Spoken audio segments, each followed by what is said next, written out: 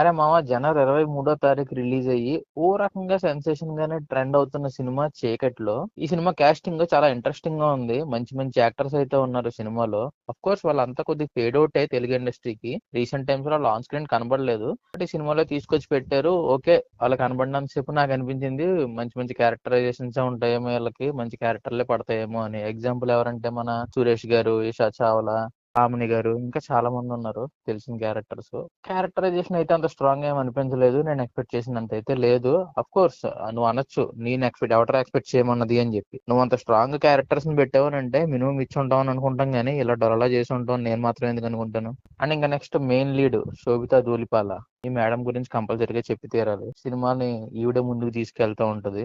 Characterisation మంచి బాగానే రాసుకున్నారు. కాకపోతే ఆ క్యారెక్టరైజేషన్ క్యారీ చేసిన విధానం అయితే నాకైతే పర్సనల్ గా నచ్చలేదు. ఏంటంటే మా ఫేస్ లో ఎక్స్ప్రెషన్స్ సరిగ్గా పరికినట్టు అయితే అనిపించలేదు. ఇంకా ఇంప్రూవ్మెంట్ అయితే చాలా అవసరం. లీడ్ పెర్ఫార్మెన్సెస్ చేసేటప్పుడు, ఇలాంటి హీరోయిన్ సెంట్రిక్ సినిమాలు చేసేటప్పుడు కొద్ది కాషియస్ గా అయితే ఉండాలి.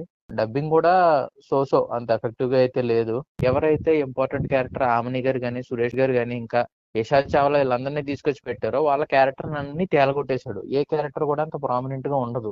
నా మెయిన్ ఇబ్బంది అలా ఏంటంటే, ఒక ఇన్వెస్టిగేషన్ థ్రిల్లర్ అన్నప్పుడు ఇదే కాన్సెప్ట్ వాడాలా, పోనీ వాడారు, ఇదే కాన్సెప్ట్ వాడేసారు. చాలా సినిమాలు వచ్చినాయి ఈ కాన్సెప్ట్ తోటి. ఈ కాన్సిక్వెన్సెస్ కి కారణమైన మూల కథ ఏదైతే ఉందో ఆ కథని ఇంకా స్ట్రాంగ్ గా పెట్టుకోవాలి. అది బాగా లైట్ అనిపించింది నాకు. నేను కనెక్ట్ అవ్వలేదు, ఆ ఎమోషన్ నాకు కనెక్ట్ కాలేదు, తీసిన తప్పు అని అనిపించింది. ఎవరైతే ఈ మిస్టరీ అంతటిని లీడ్ చేస్తున్నాడో ఆ క్యారెక్టర్ కోపానికి అర్థం లేదని అయితే అనిపించింది నాకు. దాన్ని ఇంకా సాలిడ్ గా ఎస్టాబ్లిష్ చేసి ఉంటే ఇంకా బాగుండేమో అని నా అభిప్రాయం అంతే.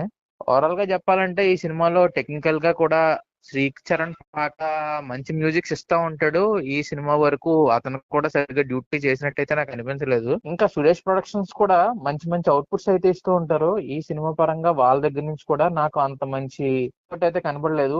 ఆఫ్ కోర్స్ సినిమాటోగ్రఫీ అవి బాగున్నాయి. బ్యాక్గ్రౌండ్ మ్యూజిక్ కూడా శ్రీచరణ్ పాకాలు చెప్పాను కదా, అంత ఎఫెక్టివ్ గా లేకపోయినా ఓ మోస్తరు బాగానే ఇచ్చాడు.